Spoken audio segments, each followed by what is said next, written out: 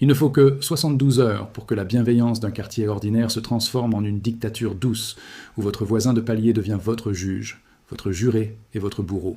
Tout commence par le silence, ce silence étrange et cotonneux des appareils électriques qui meurent simultanément. Il est 06h12.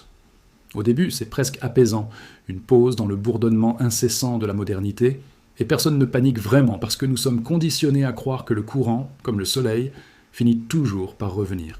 On se lève, on appuie sur l'interrupteur par réflexe musculaire, rien ne se passe, et on sourit de sa propre bêtise avant d'aller ouvrir les rideaux, pour voir si les lampadaires de la rue sont aussi éteints. Ils le sont. Le quartier a l'air d'avoir retenu son souffle, figé dans une aube grise qui ne promet rien de bon. À 07h05, les premiers regards changent imperceptiblement lorsque les écrans de téléphone restent noirs, affichant ce message fatidique « Aucun service » qui coupe le cordon ombilical nous reliant au reste du monde. C'est à cet instant précis que le réel se met à peser de tout son poids, car sans notification pour nous distraire, nous sommes obligés de regarder ce qui est devant nous. Une rue vide, des voisins en pyjama sur le pas de leur porte, et une incertitude qui commence à gratter le fond de l'estomac. Vers 09h, les premiers sortent comme on sort après une tempête, avec cette démarche lente et exploratoire, cherchant un indice, une camionnette d'Enedis, un bruit de moteur, n'importe quoi qui prouverait que la machine tourne encore quelque part. Au coin de la rue, Samir, le voisin du bâtiment C, celui qui organise toujours la fête des voisins, lève les bras au ciel et lance une blague sur le retour forcé au Moyen-Âge ou à l'âge de pierre. Tout le monde rit, mais c'est un rire court, sec, un rire qui ne descend pas dans les poumons et qui ne fait pas baisser la tension. À 08h40, la nouvelle tombe comme une guillotine invisible. Les bus ne passent plus, la station-service a barricadé ses pompes, et la supérette a tiré le rideau métallique à mi-hauteur. L'information circule à la vitesse d'une rumeur virale, sans source vérifiée, et chaque bouche qui la répète la rend plus lourde, plus définitive. À 09h15, le premier comité naît sans vote, sans urne, sans réunion officielle, juste par la force gravitationnelle du charisme. Karim, un ancien pompier volontaire que tout le monde respecte vaguement, commence à donner des consignes, avec une assurance naturelle. On l'entend dire qu'on va s'organiser, qu'il ne faut pas s'inquiéter, et ça sonne bien, ça sonne mature, ça sonne responsable. On se sent presque fier d'appartenir à ce groupe, comme si la crise était enfin l'occasion tant attendue de prouver qu'on est de bons citoyens. À Dease Hill, on établit un point de ralliement devant l'immeuble du syndic, parce que c'est le seul endroit neutre où tout le monde sait se rendre instinctivement. Les gens descendent avec des bouteilles d'eau, des chaises pliantes, des paquets de gâteaux, et des visages qui veulent désespérément croire à une journée bizarre. Mais à 11h20, la première fissure apparaît dans ce vernis de civilisation. Une dispute éclate pour quelque chose de ridicule, un détail insignifiant. Un homme accuse un autre d'avoir déjà fait des réserves, et le ton monte beaucoup trop vite. À midi, on commence à parler de sécurité, non pas parce qu'il y a eu un crime, mais parce que l'absence de police crée un vide mental insupportable.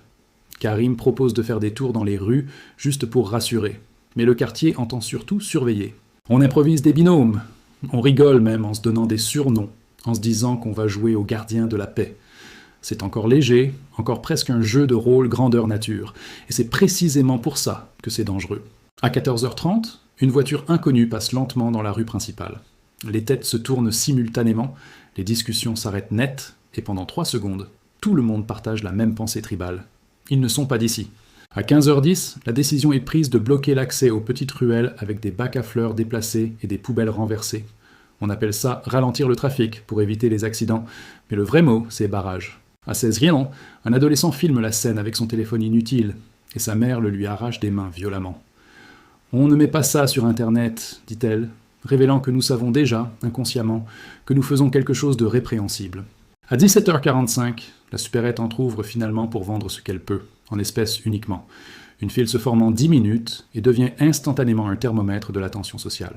À 18h30, un homme tente de passer devant tout le monde juste pour prendre du lait pour son enfant.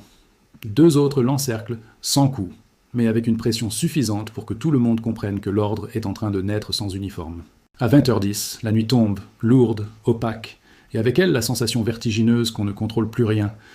On décide d'éteindre toutes les lumières visibles, au cas où, plongeant des centaines de foyers dans l'obscurité volontaire. Jour 1, 23h40. Un cri retentit à 3 rues de là. 3 personnes de la patrouille se mettent à courir, puis s'arrêtent, puis reviennent sur leurs pas, paralysés par la peur d'aller trop loin. À minuit, Karim annonce un couvre-feu informel pour le lendemain. Il le dit comme une recommandation bienveillante, mais tout le monde entend l'interdiction et personne ne proteste. Jour 2, 06h30. Le quartier se réveille avec un nouveau vocabulaire. Secteur, patrouille, point de contrôle, vigie. Les règles ont changé pendant la nuit et elles s'installent comme un fait accompli. À 07h10, une feuille A4 est scotchée sur la porte du hall principal avec des consignes impératives. Une consigne écrite devient une autorité matérialisée, une frontière invisible qui prend corps. À 09h15, on installe un point de passage au croisement principal avec des palettes et un ruban de chantier. Ce n'est plus symbolique, et les gens saluent ceux qui gardent le barrage, un peu gênés, un peu rassurés. À 11 ans, une femme s'indigne enfin, disant qu'on n'a pas le droit, qu'on n'est pas un pays en guerre.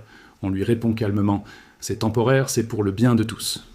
À 15 ans, quelqu'un propose une mise en commun des ressources pour les cas urgents. On crée une caisse commune, puis un stock centralisé, puis un registre, et la liste devient un pouvoir silencieux.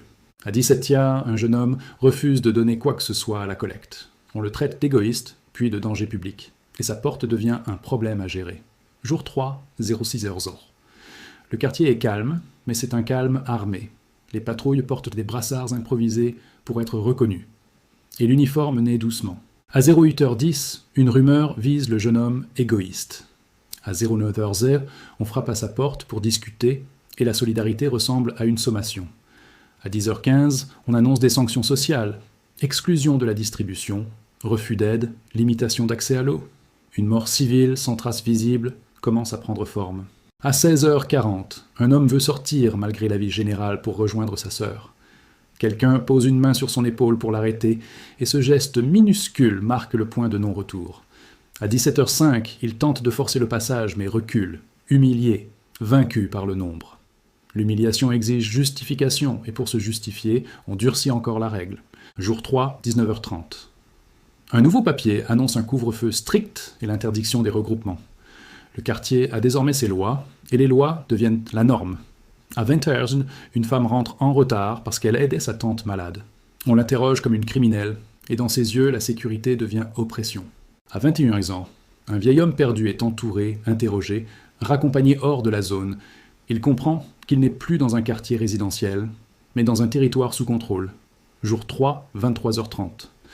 Les patrouilles parlent de sécuriser le périmètre, comme si elles étaient au front. À force d'empêcher le chaos, le quartier a fabriqué une discipline sans justice, une autorité sans responsabilité. Et dans le noir, ceux qui n'osent plus parler comprennent que le danger n'est pas venu de l'extérieur. Il a poussé de l'intérieur, doucement, jusqu'au moment où le quartier n'a plus protégé les gens. Il a protégé les règles. Et vous êtes désormais soit un gardien, soit un suspect. Il n'y a plus rien au milieu.